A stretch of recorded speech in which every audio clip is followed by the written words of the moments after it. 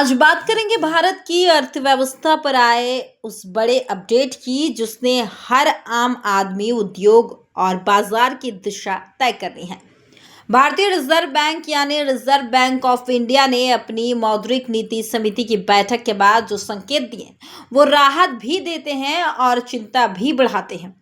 तो आखिर भारत की अर्थव्यवस्था किस दिशा में जा रही है, क्या महंगाई काबू में है और क्यों घटा दिया गया है ग्रोथ का अनुमान। आइए आपको पूरी तस्वीरें समझाते हैं एक एक पहलुओं के साथ।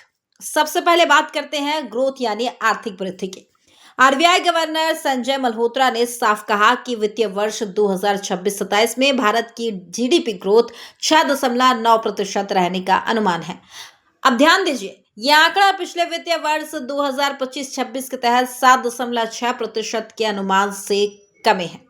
यानी साफ है कि अर्थव्यवस्था की रफ्तार थोड़ी धीमी पड़ सकती है। अब सवाल है, आखिर ऐसा क्यों? इसका सबसे बड़ा कारण बताया गया है पश्चिम एशिया में जारी तनाव और संघर्ष।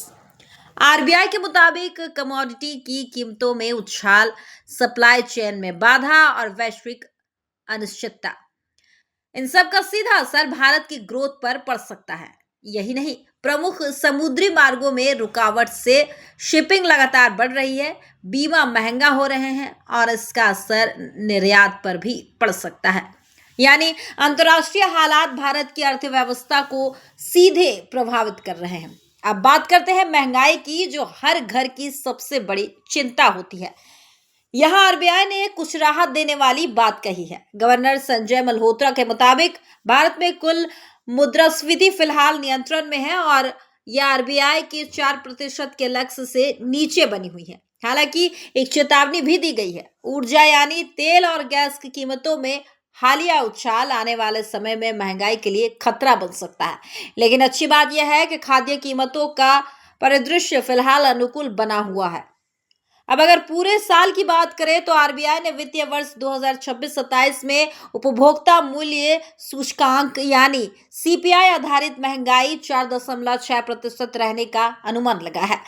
चलिए आपको तिमाही के हिसाब से ग्रोथ का अनुमान भी बताते हैं। पहली तिमाही 6.8%, दूसरी तिमाही 6.7%, तीसरी तिमाही 7.0%, चौथी तिमाही 7.2%। यानी साल के अंत तक थोड़ी रिकवरी की उम्मीद जरूर जताई गई है।